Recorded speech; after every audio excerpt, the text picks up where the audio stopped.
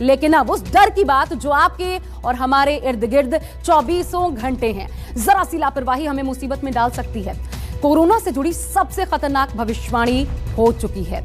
इस बार कोरोना पहली और दूसरी दोनों वेव्स का रिकॉर्ड ध्वस्त कर देगा। अभी तो तीसरी लहर की शुरुआत है और एक दिन में केस 1.5 लाख को पार कर गए हैं। जनवरी के तीसरे सप्ताह से रोजाना बेतहाशा केसेस बढ़ेंगे। फरवरी में पीक आ सकता है और 5 लाख से ज्यादा मामले एक दिन में दर्ज किए जा सकते हैं। तो फिर सवाल यह है कि आखिर बचेगा कौन? तो जवाब सुन लीजिए, बहुत आसान है। वो जो कोविड प्रोटोकॉल का सख्ती से पालन करेगा। हालांकि राज्य सरकारें बेहद सतर्क हैं, लेकिन क्या अब भी आम लोगों में जागरूकता आई है जो चाहिए? अलग अलग राज्यों का कोरोना स्टेटस आज की पहली अलर्ट रिपोर्ट में देखिए।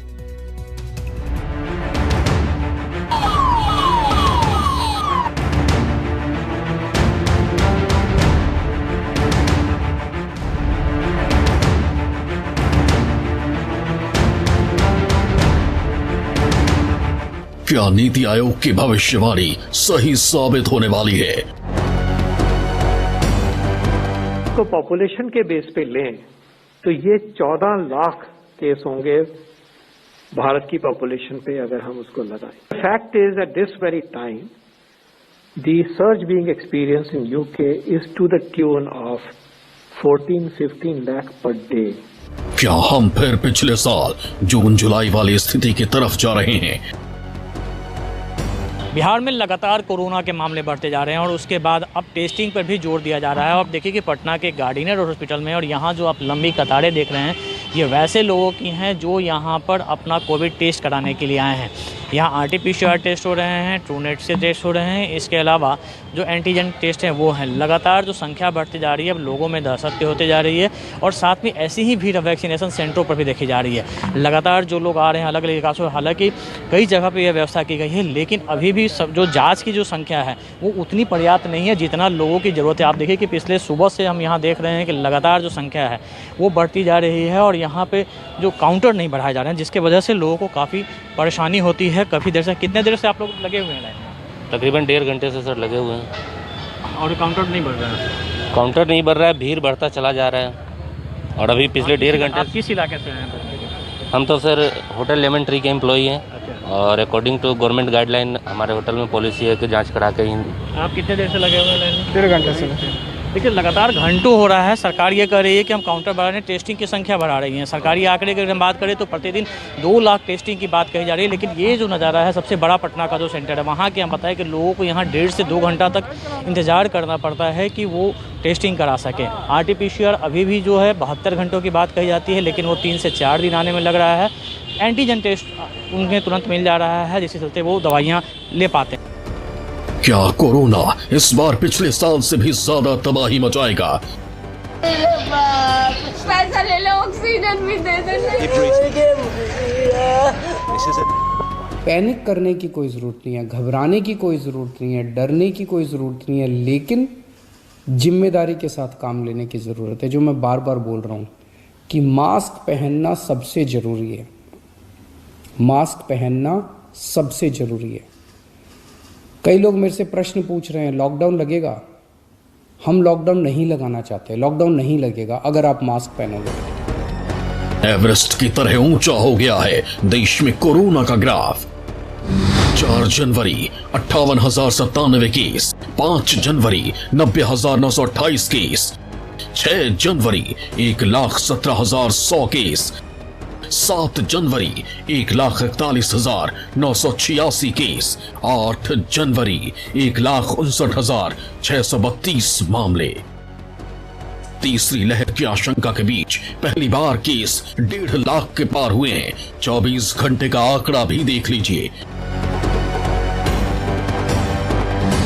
देश में 24 घंटे में नए केस की संख्या 1,59,424 है, जबकि 327 लोगों की मौत हुई है। 24 घंटे में 40,000 से ज्यादा लोग रिकवर भी हुए हैं। हर दिन या यूं कहें हर मिनट कोरोना के केस में जबरदस्त इजाफा हुआ है। दिल्ली हो या मुंबई या फिर बिहार, गुजरात, हर जगह सिर्फ नाम बदले हैं, लेकिन कोरोना की रफ्तार एक जैसी है। देश की राजधानी दिल्ली में कोरोना का ग्राफ बहुत हाई है। नाइट कर्फ्यू और वीकेंड कर्फ्यू के बाद भी केस में कोई कमी नहीं आई है। 24 घंटे में दिल्ली में कोरोना के 20,000 से ज्यादा केस हैं, जबकि 7 लोगों की मौत हुई है। कल वाला जो हेल्थ बुलेटिन था उसमें लगभग 20,000 के करीब केसेस आए थे, और आज शाम को जो हेल्थ बुलेटिन आएगा उसमें लगभग 22,000 केसेस, पिछले 24 घंटे के 22,000 केसेस आएंगे। तो डेली बहुत तेज़ी से केसेस बढ़ रहे हैं, जो एक चिंता का विषय तो है, लेकिन जैसे मैंने पहले भी बोला था, घबराने की बात नहीं है। संसद से लेकर सुप्रीम कोर्ट तक कोरोना का कहर नजर आ रहा है। संसद में 400 से ज्यादा लोग कोरोना संक्रमित हैं। इनमें संसद स्टाफ और सुरक्षा कर्मी शामिल हैं। संसद में 6 और 7 जनवरी को टेस्ट हुए थे, जबकि सुप्रीम कोर्ट में अब तक 4 जज कोरोना संक्रमित हो चुके हैं। सुप्रीम कोर्ट में 150 से ज्यादा कर्मचारी कोरोना संक्रमित हैं। संसद से लेकर सुप्रीम कोर्ट तक कोरोना ने सेंधमारी की है। अस्पतालों का लोड फिर बढ़ने लगा है, लेकिन लापरवाही अब भी लोगों के सिर चढ़कर बोल रही है। दिल्ली में वीकेंड कर्फ्यू का आज दूसरा दिन है और आज भी दिल्ली के अलग अलग जो बड़े मार्केट हैं, छोटे मार्केट हैं, सभी जगहों पर सन्नाटा पसरा हुआ है।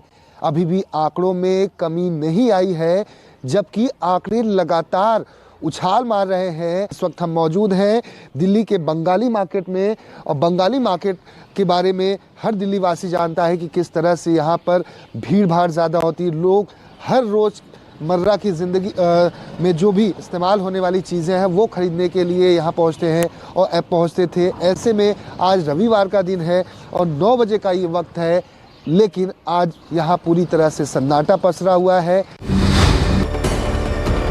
महाराष्ट्र में कोरोना का ग्राफ हर दिन बढ़ रहा है। मुंबई भी रेड जोन बनता जा रहा है। पिछले 24 घंटे में महाराष्ट्र में 41,434 से ज्यादा केस हैं। मुंबई में 20,318 से ज्यादा केस आए हैं। महाराष्ट्र में कोरोना का सबसे बड़ा अटैक डॉक्टर्स पर हुआ है। महाराष्ट्र में 400 से ज्यादा डॉक्टर्स कोरोना पॉजिटिव हैं। मुंबई के साइन अस्पताल के 100 डॉक्टरों को कोरोना है। जेजे अस्पताल के 100 से ज्यादा डॉक्टर्स को कोरोना है। केईएम अस्पताल के 88 डॉक्टर्स कोरोना पॉजिटिव हैं। मुंबई के नायर अस्पताल के 59 डॉक्टर को कोरोना है। पुणे के बीजेजीएमसी अस्पताल के 10 डॉक्टरों को कोरोना है। बड़ा विस्फोट होने के बाद भी मुंबई कर लापरवाह हैं। न मास्क है, न सोशल डिस्टेंसिंग का ख्याल। और महाराष्ट्र में बढ़ते कोरोना के खतरे को देखते हुए राज्य सरकार की ओर से नई गाइडलाइंस जो है वो जारी कर दी गई है। नई गाइडलाइंस रात 10 तारीख के रात 12 बजे से लागू कर दी जाएंगी। फिलहाल जहां मैं मौजूद हूं ये मुंबई का विलेपार्ले सब्जी मंडी है और यहां पर आज रविवार का दिन है। इस वजह से थोड़ी भीड़ जो है वो कम नज़र आ रही है, लेकिन जो लोग मार्केट में मौजूद हुए वो कहीं ना कहीं अब भी जो है सावधानियाँ नहीं बरत रहे हैं। उनके चेहरे पर मास्क जो है वो नहीं दिखेगा, या फिर रहेगा तो फिर ठीक तरह से मास्क जो है वो नहीं लगाए रहेंगे। कैमरे की नज़र पड़ते ही लोग जो हैं उनके चेहरे पर मास्क जो है ठीक से लगा लेते हैं। अगर नई गाइडलाइंस की बात करें तो पूरे राज्य में रात 11 बजे से सुबह 5 बजे तक नाइट कर्फ्यू रहेगा। शादी समारोह में अधिकतम 50 लोग ही जो हैं वो शामिल हो सकते हैं और अंतिम यात्रा में ज़्यादा से ज़्यादा 20 लोगों के शामिल होने की अनुमति जो है वो दी गई है। ब्यूटी स्पा, ब्यूटी पार्लर्स वो है उसे बंद कर दिया गया है। हेयर कटिंग सैलून जो है वो 50% क्षमता के साथ ही जो है वो चालू रहेंगे। बिहार में भी कोरोना का ब्लास्ट हो रखा है। 24 घंटे में नए मरीजों की संख्या सुपरसोनिक रफ्तार से 48% बढ़ी है। पटना में न सिर्फ डॉक्टर बल्कि बड़ी संख्या में पुलिस वाले भी वायरस की चपेट में आए हैं। ऐसे में पुलिस वालों को संक्रमण से बचाने के लिए बड़ा अभियान छेड़ा गया है। बिहार में कोरोना का संक्रमण लगातार बढ़ रहा है और फ्रंटलाइन वर्कर के रूप में डॉक्टर के अलावा अब पुलिस वाले भी काफ़ी तेज़ी से संक्रमित हो रहे हैं। बिहार के कई जिलों के हालात हैं कि दर्जनों की संख्या में पुलिसकर्मी संक्रमित हुए हैं। पटना में भी हालात वही हैं और इसको लेकर पुलिस मुख्यालय ने पुलिसकर्मियों के लिए एक गाइडलाइन जारी किया है और सख्ती से उसे पालन करने के लिए कहा है।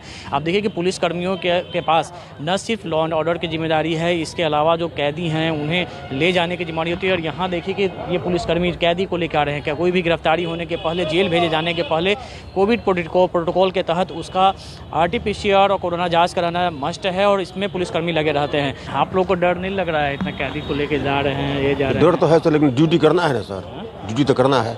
इसके लिए आप लोग को दिया जा रहा है पर्याप्त सैनिटाइजर, मास्क वगैरह सब? जी कुछ नहीं सर, कहाँ से अपना खरीदते हैं हम लोग अपना। आप गाड़ी में कैदी को लेके आते हैं, उसको जांच करा रहे हैं, यहाँ पे भीड़ भाड़ में है, फिर इसको जेल लेके जाइए जी। कितना डर लगता है? डर तो है ही ना सर, लेकिन ड्यूटी है तो करना ही होगा। तो आपको डिपार्टमेंट से सैनिटाइजर मास्क वगैरह नहीं मिलता? मिलता है तो थोने पर वहीं लगा कर लोग जेब नहीं धोता है, वहीं छोड़ देता है जी। मास्क मिलता है। पुलिस वालों को कैसे संक्रमण से बचाना है, क्या क्या एहतियाती कदम उठाने हैं, इसके लिए पूरा रोड मैप तैयार हुआ है ताकि जवानों को इस खतरे से बचाया जा सके।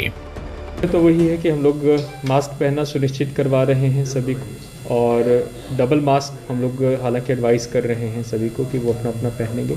इसके अलावा जो हमारी बैरक्स है जहाँ पे सबसे ज़्यादा हम लोगों का कंजेशन होता है, तो अगर अभी हम लोगों ने जहाँ पे कुछ टेस्टिंग भी करवाई है, हालांकि अभी स्थिति नियंत्रण में है, यदि लेकिन किसी प्रकार के संक्रमण की इस प्रकार की स्थिति उत्पन्न होती है तो हम ज़िला प्रशासन से रिक्वेस्ट करके कुछ स्कूलों को हम लोग अध्ययन करेंगे ताकि जो हमारा बैरक्स है वहाँ से कुछ फोर्स को हम लोग वहाँ पे शिफ्ट करा सके ताकि वो हो। सेकेंडली जो भी छुट्टी से लोग वापस आ रहे हैं उनका हम लोग रैपिड एंटीजन टेस्ट करवाना सुनिश्चित करेंगे।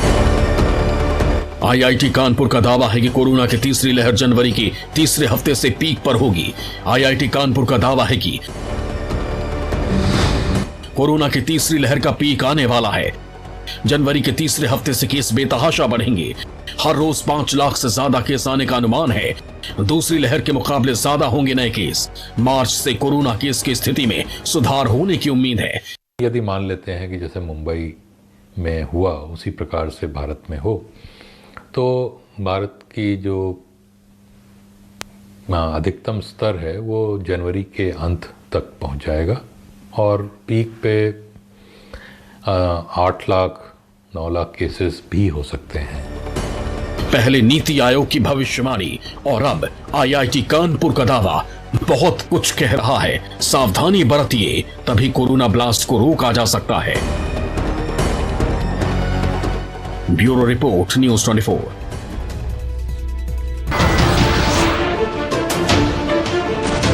नमस्कार, मैं हूं मानक गुप्ता। अगर आपको हमारा ये वीडियो पसंद आया हो तो इसे लाइक और शेयर जरूर करें, और हां, हमें सब्सक्राइब और फॉलो करना ना भूलें ताकि आप देश और दुनिया की कोई खबर मिस ना करें। तो जुड़े रहिए हमारे साथ और देखते रहिए न्यूज़ 24।